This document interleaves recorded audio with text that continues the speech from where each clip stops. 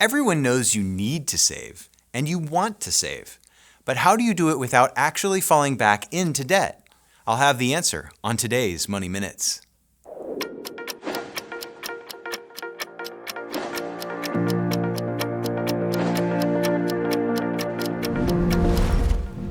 Hi, I'm Mike McMeans, president of Silverlink Financial. Welcome back to Money Minutes. The last time we were together, I talked a little bit about the 4 things that you can do with money: spend, save, invest, and give.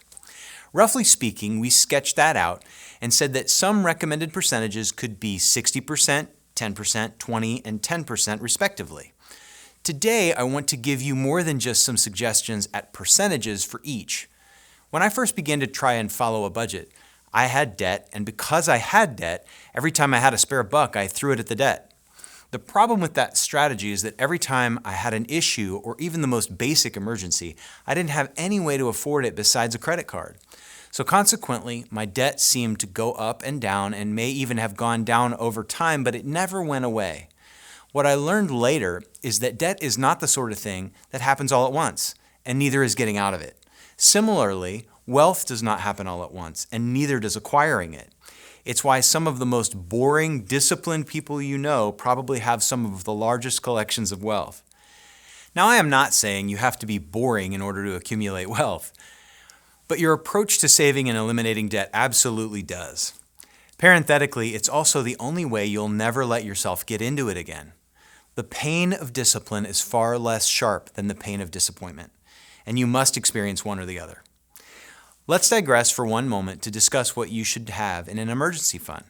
Almost every place you look, the recommendation is 3 to 6 months of living expenses, but I'd recommend a more personal number, the amount that makes the knot in your stomach go away. If you are married, split the difference. So if one of you has a number of $25,000 and the other has a number of $15,000, then meet in the middle at $20,000. This is your zero.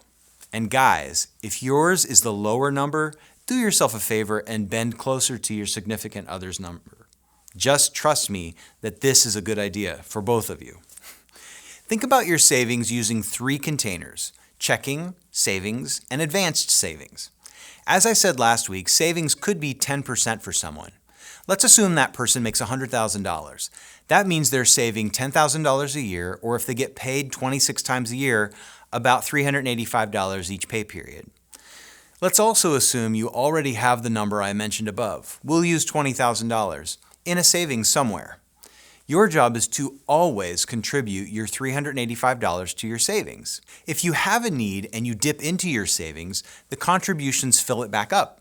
If you don't have a need and you look and see there's $23,500 in there after a few months, then you can call your planner, hopefully me, and have him or her move the funds to advanced savings, where you can call and discuss what is best for the funds.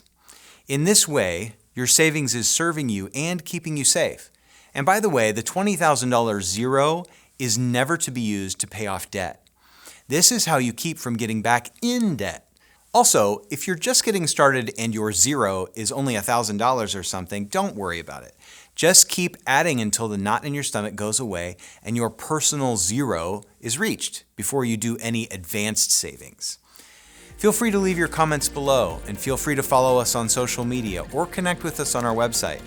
I'm Mike McMeans, president of Silverlink Financial, and thank you for watching.